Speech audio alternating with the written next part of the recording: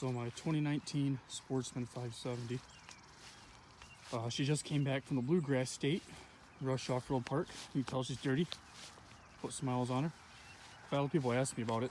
For the money, real good ATV. Real good ATV. You know, they're all expensive now. But for the money, you can't beat it. It's been a good machine. It's all stock, except for, you can see the steel rack. My stepdad put that on for me. And the only problem was, once it got about 100 miles on her, I did have a bearing in the axle went bad. So got that replaced, upgraded to, you see right here, don't need to tell you.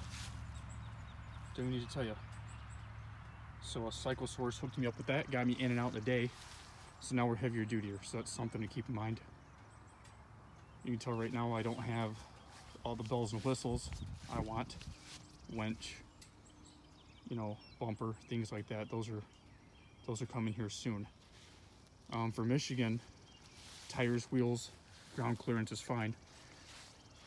And down there in the Bluegrass State in Tennessee, where I have family and friends, where I go riding sometimes, definitely a more aggressive tire for mud, water, and some minor rock crawling. Sometimes major rock crawling would come in handy.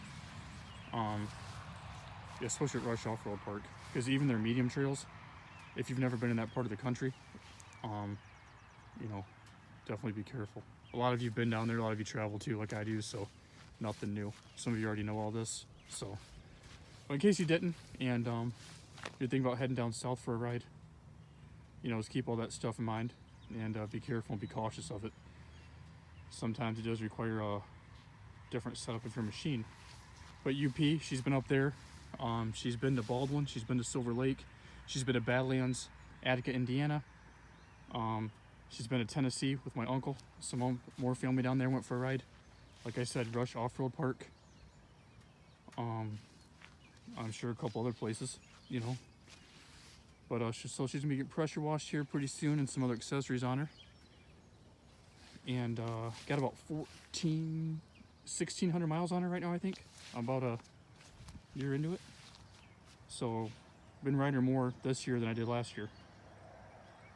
So yeah, it's a great machine. If you're thinking about getting one, the 570 does good. I think it's 42 horsepower stock, 42 or 44, don't quote me on that. It's respectable. So yeah, you know, got her at Leaders RPM. Bought from them before. I gave another dealership a chance, but we could not come to a deal that worked for everybody. So I went back to Leaders, talked to Corey. He threw me a really great number on the 2019 model. And you know the rest of the story. Here she is. So the one thing that took me some getting used to is I'm from being a kid riding ATVs, was only having one handbrake, but that wasn't a major adjustment. You know, got on that pretty quick. So the tires that come on it, like I said, they're fine. You know, the good news is if you ride around your yard a lot, they won't tear your yard up. So if you're really picky about your yard, your lawn, your grass, flowers, and you do yard work and stuff with a lot, perfect tire, you know. Then, like I said, you get your other set when you go tear up mud, rocks, and stuff and throw those on, you're good to go. But, yeah, hopefully this video helps someone who's thinking about buying an ATV or, you know, been thinking about one. If the 570's got enough power or whatever, you know, kind of what you're doing. Like I said, right around the 42 horsepower range, that's plenty for most people. She does right around, I had her up to 60 miles an hour, 60 or 61 is the fastest. That was up in the UP. And she handled fine, you know, at that speed. So safe stops, brakes, and everything. Does good. So yeah, hope you enjoyed the video, and hope maybe it helps somebody out. I know not everybody likes Polaris or whatever, and there's going to be some haters out there and stuff, and that's fine. Ride what you want to ride. I like the Can-Ams, I like the Hondas, I like the Yamahas. You know, they all make a great, awesome machine.